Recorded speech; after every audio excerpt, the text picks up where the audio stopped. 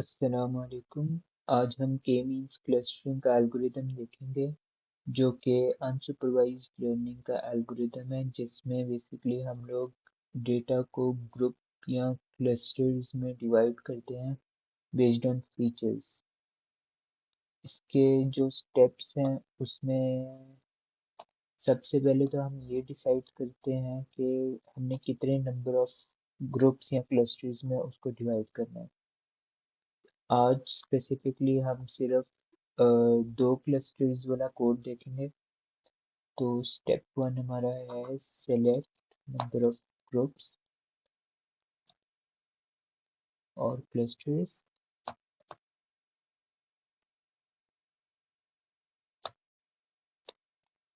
इसके बाद second step में हम एक सेंट्रोइड पॉइंट ढूंढ लेते हैं। जो पहला सेंट्रोइड होता है वो हमारे पास डेटा में से भी हो सकता है और उसके अलावा भी हो सकता है। तो स्टेप टू में हम रैंडम पॉइंट्स देख लेते हैं या फिर सेंट्रोइड जिसे हम कहते हैं। और फिर स्टेप थ्री में हम लोग जो क्लोजेस्ट सेंट्रोइड होता है उस उस क्लस्टर या उस ग्रुप में उस पर्टिकुलर डेटा को डाल देते हैं। फॉर एग्जांपल हमने यहाँ दो क्लस्टर बनाने हैं तो यहाँ दो सेंट्रोइड पॉइंट बनेंगे। और फिर स्टेप थ्री में जो भी क्लोजेस्ट सेंट्रोइड होगा उस डेटा पॉइंट से हम उस क्लस्टर में उसे डाल देंगे। उसके लिए हम पहले इसका डिस्टेंस फाइंड करते हैं, यूक्लिडियन डिस्टेंस, और फिर उसको उस क्लस्टर में डालते हैं। तो स्टेप थ्री में assign each data to their nearest clusters. उसके बाद स्टेप फोर में हम लोग जो हमारे पास नया डेटा है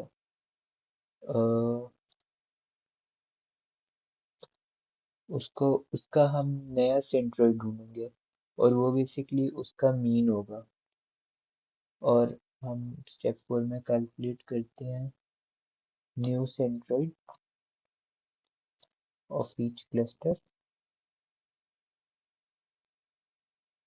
और फिर हम ये बेसिकली रिपीट की जाते हैं स्टेप थ्री से आगे, स्टेप थ्री और फोर, जब तक हमारे पास कोई दो क्लस्टर नहीं आ जाते, दो कंसेक्टिव क्लस्टर ग्रुप्स जो कि सेम ना हो, जब तक किसी भी डेटा पॉइंट का सेंट्रोइड पॉइंट चेंज ना हो रहा हो। अगर कभी भी एक भी डेटा पॉइंट का सेंट्रोइड पॉइंट चेंज होता है तो हम वो स्टेप दोबारा रिपीट करते हैं। तो यहाँ हम repeat the third step, repeat from third step। और ये हम तब तक करते हैं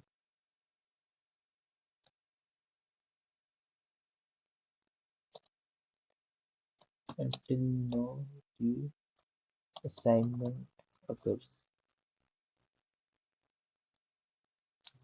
अच्छा, तो इसमें सबसे पहले हम देख लेते हैं कि हमने ये एक डेटा ले लिया, रैंडम डेटा, और इसका हमने साइज कैलकुलेट कर लिया।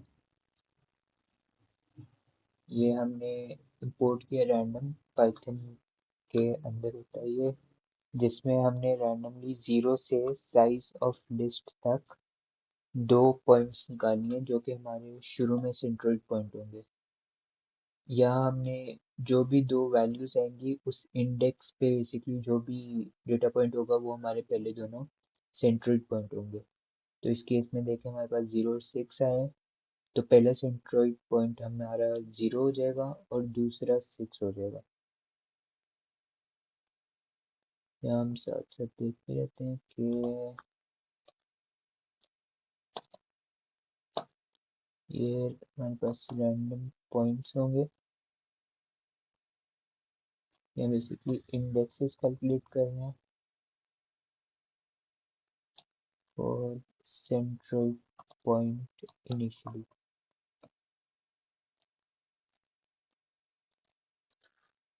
तो ये अब दोबारा रन किया तो ये चेंज हो गया है 5 और 3। तो यहाँ हमने देखा उस इंडेक्स पे जो भी वैल्यू आएगी वो हमारा सेंट्रल पॉइंट होगा।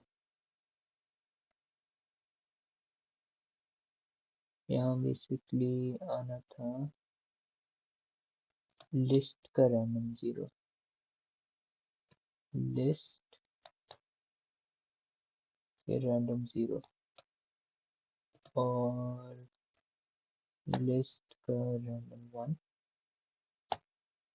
तो ये हो जाएगा। ये देखें तो अब हमारे पास उस इंडेक्स पे जो वैल्यू थी वो आ जाएगी और वो हमारे दो सेंट्रल पॉइंट्स हो जाएंगे। तो ये सेंट्रल पॉइंट क्या होंगे?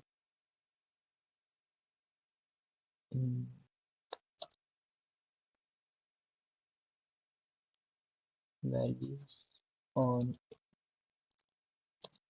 Random indexes.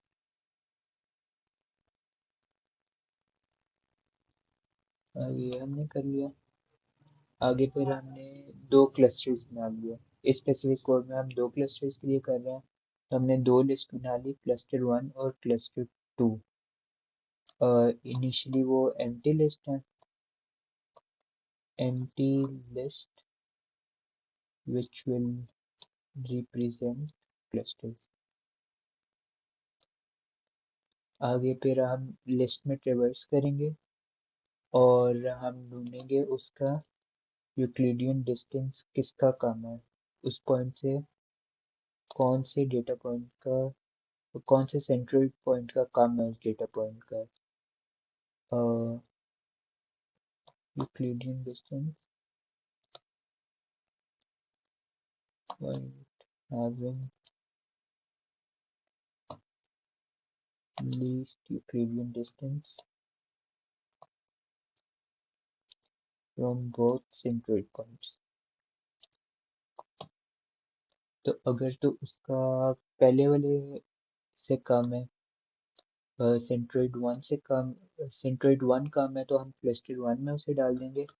और अगर सेंट्रोइड 2 से उसका डिस्टेंस कम है दोनों में से तो हम उसे क्लस्टर 2 में डाल देंगे।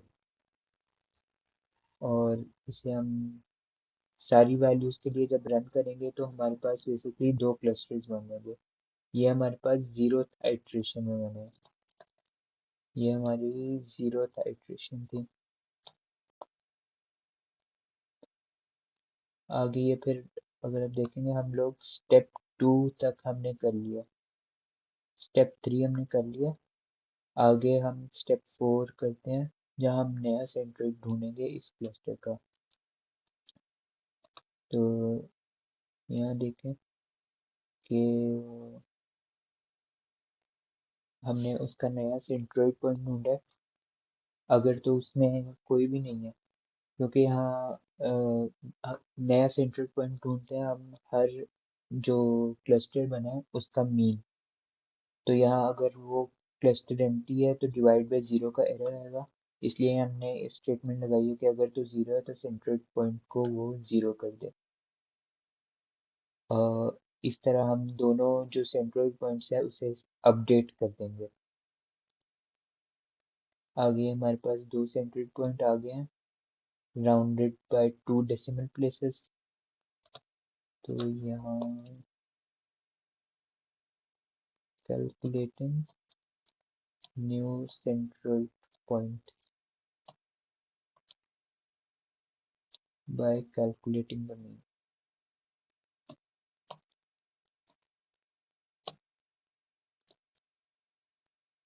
ओके आगे फिर हम ऊपर वाले स्टेप 3 और 4 रिपीट करेंगे। यहाँ आइट्रेशन हमने 0 चलाई थी, हम नंबर ऑफ आइट्रेशंस का भी काउंट रख रहे हैं। ये हमने दो क्लस्टर्स ज़्यादा रख लिए, हम वो वाले यूज़ नहीं कर रहे क्योंकि हमने फिर कंपेयर भी करना है उसको बाद में। और ये हम एक इनफाइनाइट लूप लगा रहे हैं, ये तब तक चलें जब तक हमारे पास सेम क्लस्टर्स नहीं आ जाते। तो repeat until we get we do not get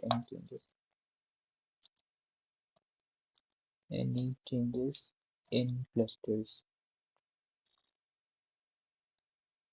यहाँ हमने दोबारा लिस्ट में रिवर्स किया और ये ऊपर वाला स्टेप ही रिपीट हो रहा है कि जो भी नियरेस्ट क्लस्टर पॉइंट होगा उस क्लस्टर में हम डाल देंगे। जिस भी सेंट्रल पॉइंट से यूक्लिडियन डिस्टेंस कम होगा उस क्लस्टर में हम उस डेटा पॉइंट को डाल देंगे। अब क्योंकि सेंट्रल पॉइंट चेंज हुआ है तो हम ये दोबारा काम कर रहे हैं और आइट्रेशन को हमने इंक्रीमेंट कर दिया क्योंकि ये एक बार अब आइट्रेट हो चुका है।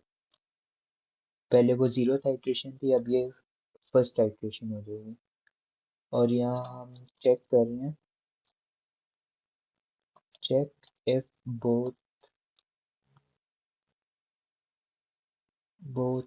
previous iterations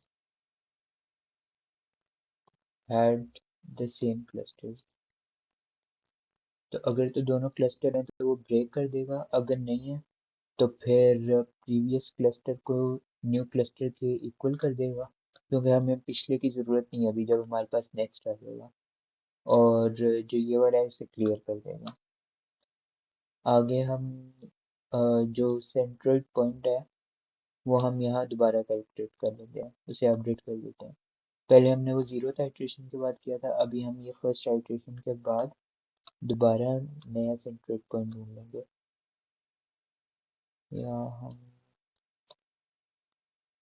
calculating the new centroid point, और ये हम दोबारा रिपीट करते रहेंगे जब तक हमारे पास क्लस्टर सेम नहीं हो जाता। तो इसे हम रन कर लेते हैं और ये हमारे पास 3 नंबर ऑफ आइट्रेशंस में हुआ है, और जब हम क्लस्टर्स प्रिंट करते हैं तो बेसिकली ये हमारे पास 2 क्लस्टर आ गए हैं। अगर हम ये एक्सेल फाइल में देखें जो कि हमने डिफरेंट डेटा वैल्यूज़ के साथ देखा है तो देखेंगे 28 तक क्लस्टर 1 में है और आगे 35 से 65 तक दूसरे क्लस्टर में है, और यहाँ भी हमारे पास सेम है, 8 तक एक क्लस्टर है और 35 से 65 तक दूसरा क्लस्टर है। Thank you very much.